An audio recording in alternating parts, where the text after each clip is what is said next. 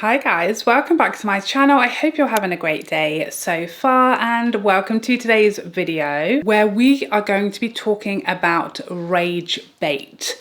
What is it? Why do people do it? How do you spot it? And why is it a problem? Let's dive into it. Okay, so rage bait. This is not a brand new thing. What I feel is new about rage bait is the limit of it has just been erased. There are no limits anymore when it comes to what people will do and say in order to get views, attention, and engagement in their content online. Recently, I'm seeing it so frequently, so often, and it has gone from like a sort of banter level, a teasing thing, something that's a little bit controversial that gets lots of people to comment and interact with, to frequently being so offensive and shocking and horrifying that I literally can't believe people are doing this on purpose for a reaction. So what exactly is rage bait?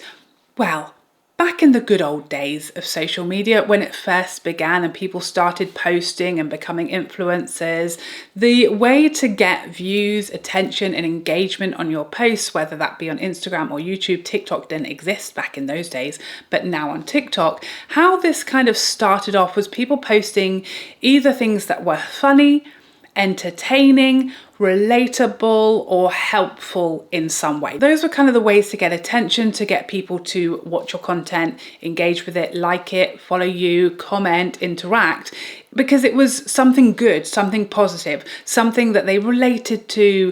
You know, maybe it's something about being a parent that's funny. Maybe it's a silly cat that just made you laugh, a dog doing something entertaining. Animal videos were one of the biggest, most popular. They still are, let's be honest, but they are one of the most popular categories and have been for a long time. Silly, funny, cute animals gets engagement every time. There are whole animals with their entire own social media following.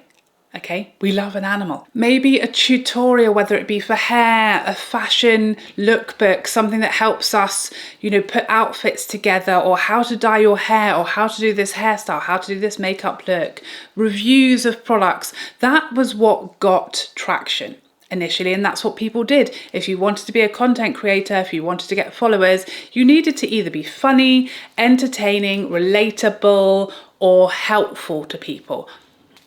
But what do you do if you can't be those things? What do you do if you aren't clever enough for that content? What do you do if you're not creative enough? What do you do if you don't have a skill or a talent to share with people online?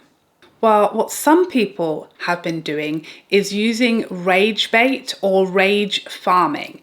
And what this means is uploading content or making content that is intentionally offensive in order to gain traction, in order to get a lot of interaction with their post. Because what do you comment on? If you see something that you think is really cute or really funny, you might comment, haha, loved it, so cute. You might comment something like that. If you see something that is really rage-inducing, something that really makes you angry, something you really strongly disagree with, you're also going to interact with that post. You probably won't like it. You probably won't follow the person who's made that post unless your views are the same, but you will probably comment telling them off or telling them how wrong what they've posted is. And all of those comments that are gained from offending people or causing outrage among people watching the content gains traction for that video. That is why you see rage bait content at all. If you're wondering, why would this content that is really offensive, nothing to do with me, not something I would ever like or want to see or want to interact with, why would it be on my For You page? The reason is people like you who are like-minded people who also don't agree and are offended and outraged by the content are commenting with their rage and their offense and commenting to rebuke whatever offensive content has been made. And that's why it then gets so much traction, because there are so many rage comments being made on this content. Now, let me just say, there are levels of rage bait and some of it can be harmless fun, okay? An example is this scone post that outraged me quite recently. So this is a post from one of my favorite Instagram accounts, Very British Problems Official. So they just posted this picture of them absolutely destroying and ruining a crime against humanity way of putting butter on a scone, okay? Anyone who has ever lived in Cornwall or Devon or anywhere in the United Kingdom was horrified by this post. Obviously, it's very silly. You can see my response to this. My comment on this post got a lot of likes, probably the most likes I've ever had on an Instagram post before. And it was just the whole comment section was outraged by how dare you treat your scone in this horrifying way. Whether you are in Camp Devon scone or Camp Cornwall scone, whether you go jam first or cream first, okay? We all united to rebuke this horrifying crime against scones. This is not how you treat a scone. But obviously, no one's being hurt here, okay? It's all just good fun. It's all silly. But this is the sort of thing that's a low-level rage bait where everyone is going to tell this person, that's not how you eat a scone, that is not how you butter a scone, and there's going to be a lot of comments. And the person who posted this is very aware that this is not how you treat a scone, but that's kind of part of their Instagram persona, is to, you know, post things that people are going to react to. And obviously all of the scone lovers across the UK, which is all of us, let's be frank, were appalled by this treatment of a scone, and we were all making jokes, and it was very harmless, fun, but a very low level, innocent level of rage baiting, although I'm sure done still intentionally with the same kind of effect. Everyone commenting, telling him off for doing this to a scone and how you should eat a scone, etc. So there are low levels of harmless rage baiting. Another sort of step up is I see a lot of like American versus Europe or versus the UK type of rage baiting on TikTok. So whether it's an American slandering Europe for not having any water or not knowing how to put ice in drinks and things like that, which is obviously not true. We all have water and we all have ice in all of our drinks. Again, that's something that, you know, will get everybody in Europe really furious, not least because you've called us Europe and that is an entire continent, not an individual country. Or whether it's people from the UK or other countries in Europe responding to that by tearing America apart for some of the cliches about them, whether it be their fast food and things like that. And now I want to sit back and relax and enjoy my evening, when all of a sudden I hear this agitating, grating voice. So those are kind of like banter things where you might post something that you know is going to rile up a certain community, but it's not really harmful. It's all kind of in good fun, but it can still get people really angry. And it's still really, I see so much sort of hate between Europe, which is a continent, and the US, and this going back and forth. And I don't feel like that's a positive thing to be doing with your time, really, because I love Americans. I love all my American followers. And there's just I feel like there's so many cliches that you can say about the UK, about England, about Europe, European countries and Americans. We all have cliches. Most of them are not true. That's why they're cliches and it's all exaggerated. And I don't like that being used as a way to make us hate each other.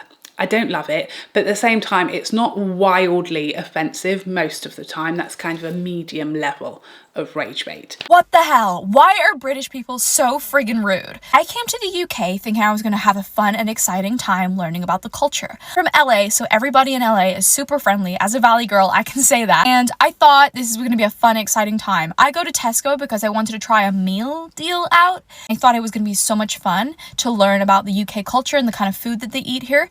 So I asked the guy who works in Tesco, I think is what it's called. And I say, sir, what's the best meal deal for your buck? What is a 10 out of 10 meal deal, sir? He looks me in my eye and he looks repulsed and I'm so confused. I'm like, what's going on? And he goes, get out of here, you stupid yank.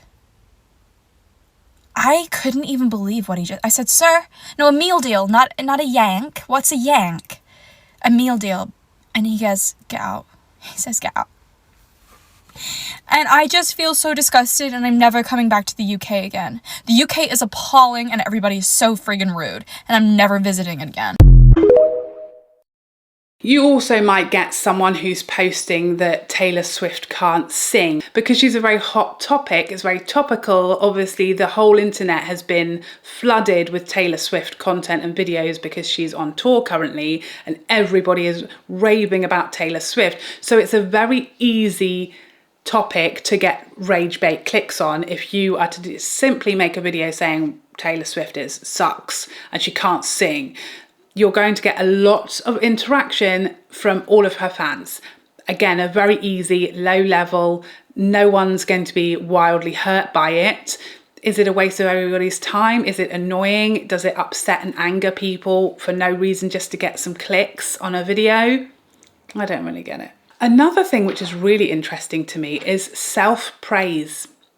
Self-praise. Now, obviously there can be self-praise videos that unintentionally become rage bait, because why would you saying that you think you're beautiful or that you've got an amazing taste in clothing or that your home is beautiful, why would saying any of those things provoke a rage response from people?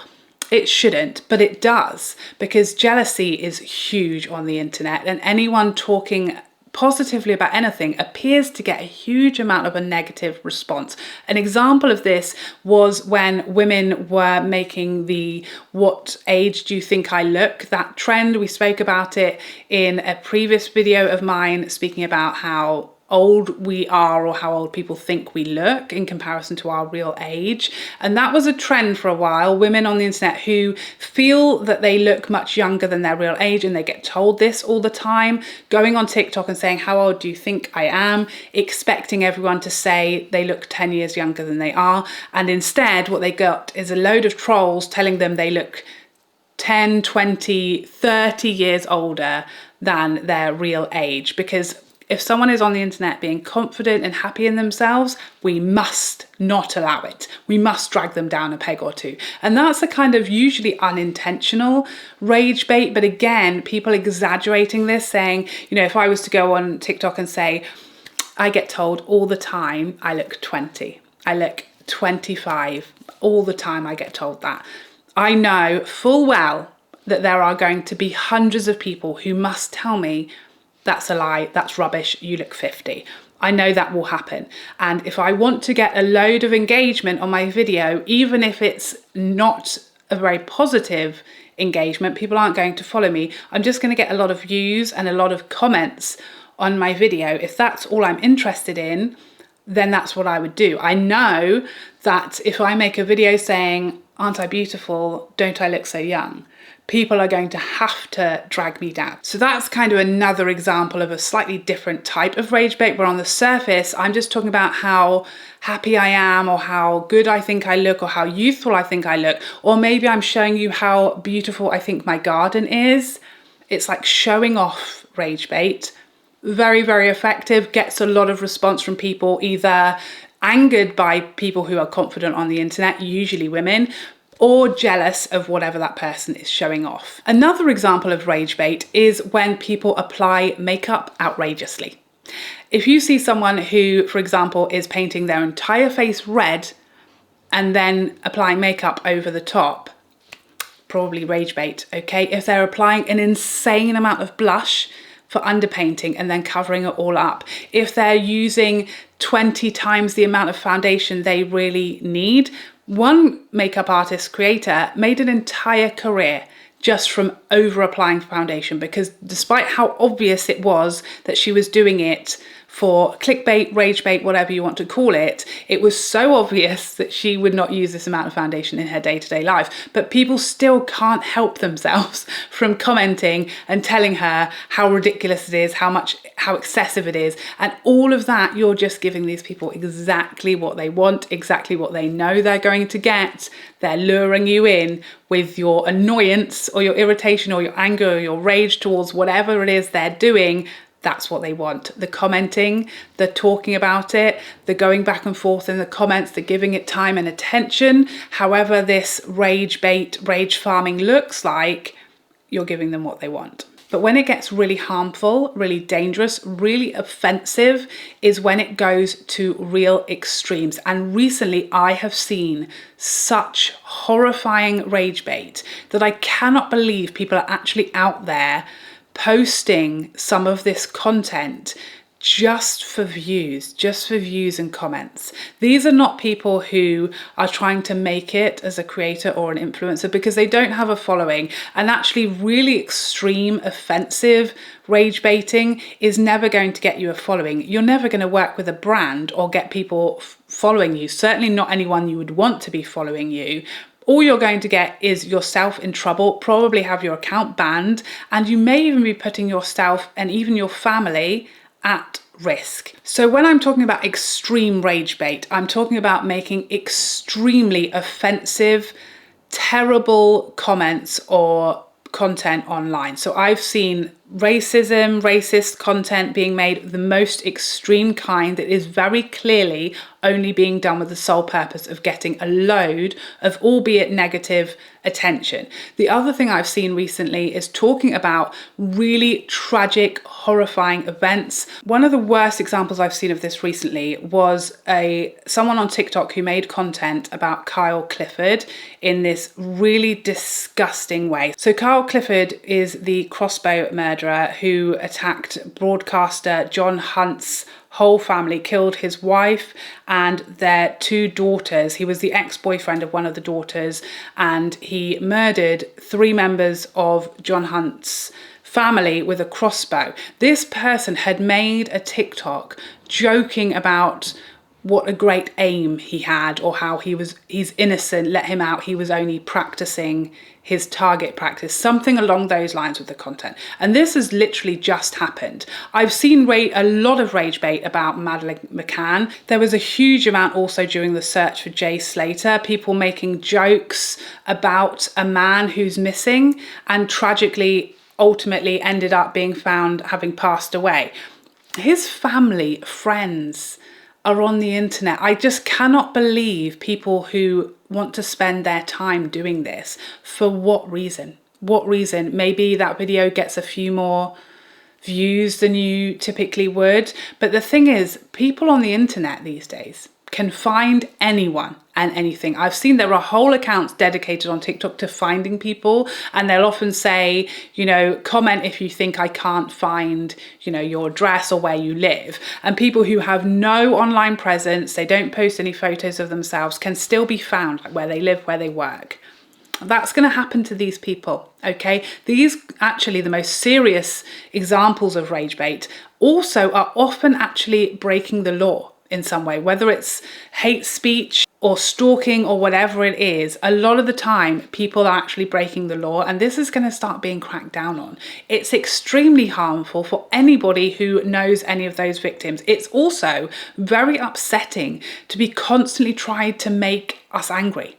You know, we're just trying to go about our day. Usually most people go on social media for a positive reason. We want to be made to laugh, we want to have fun, we want to see something cute or something silly, and we want to be entertained. And instead, we're being bombarded with just really offensive, upsetting, and rage-inducing content.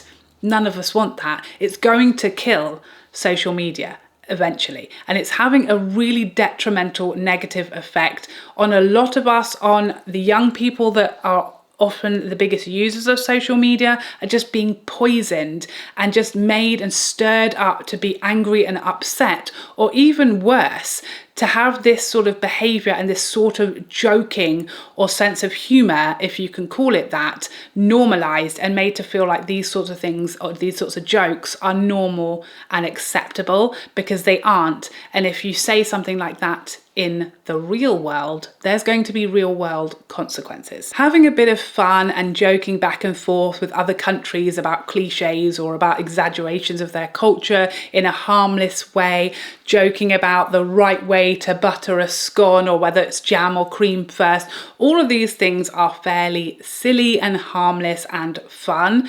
But unfortunately, there's always people who are taking it far too far and at the moment it works. It's working. We're falling for it because when we get angry, when we see something so upsetting, so offensive, so wrong, we have to speak up. We can't just allow it. We can't just say, I know he's trying to get a reaction. I know they're trying to, you know, rage bait me. A lot of the time we react first and we give them what we want. We give them our time, our attention, our comment, our interaction with their content.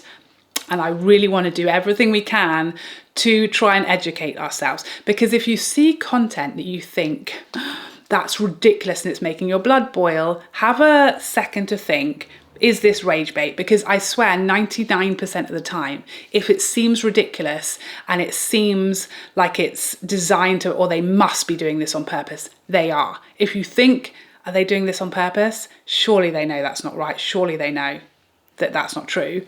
They're probably doing it on purpose.